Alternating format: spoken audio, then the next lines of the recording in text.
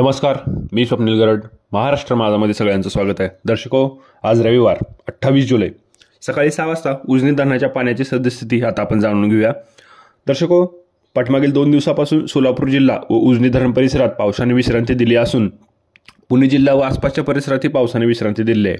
असं असलं तरीही उजनी धरणामध्ये आजपर्यंत 270 मिलीमीटर एवढ्या पावसाची नोंद झालेली असून सोलापूर जिल्हा व आसपासच्या परिसरातही 292 मिलीमीटर एवढा एकूण पावसाची नोंद झालेली आहे. पुणे जिल्हा व आसपासच्या परिसरात पडत असलेल्या पावसाच्या खंडामुळे दौंड येथून उजनीमध्ये येणाऱ्या आवकमध्येही 40,000 क्युसेकपेक्षा जास्त प्रमाणात घट झालेली असून आज सकाळी 6 वाजता दौंड येथून उजनी धरणामध्ये 42,621 क्युसेक एवढी पाण्याची आवक होत होती. पाठीमागील 24 तासामध्ये उजनी धरणाच्या पाण्याच्या पातळीमध्ये 12% पेक्षा जास्त वाढ झालेली असून आज सकाळी 6 वाजता उजनी धरणाची पाण्याची पातळी ही 35.44% एवढी झालेली आहे.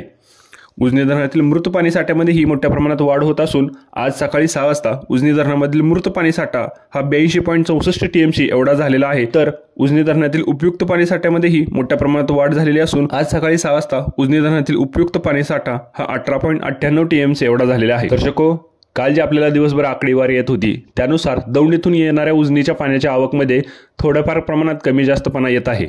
जसजसा पुणे व आसपासच्या परिसरात पावसाचं प्रमाण कमी जास्त होईल तसतसं उजनी धरणामध्ये येणाऱ्या पाण्याचंही प्रमाण कमी जास्त होत असून काल संध्याकाळी 33,000 क्युसेक असणारी आवक आज सकाळी वाढून ती 42,621 क्युसेक एवढी झालेली आहे. पाठीमागील 2 दिवसांपासून दिलेल्या पावसाच्या विश्रांतीमुळे शेतकरी वर्गाला त्यांची कामं करण्यास थोडासा वेळ मिळालेला असून लवकरच उजनी धरण हे पूर्ण भरण्याच्या आशेमध्ये शेतकरी राजा आहे. या अशाच अचूक, विश्वसनीय व वेळच्या वेळी उजनी धरणाच्या अपडेटसाठी तुम्ही पाहत राहा महाराष्ट्र माझा न्यूज.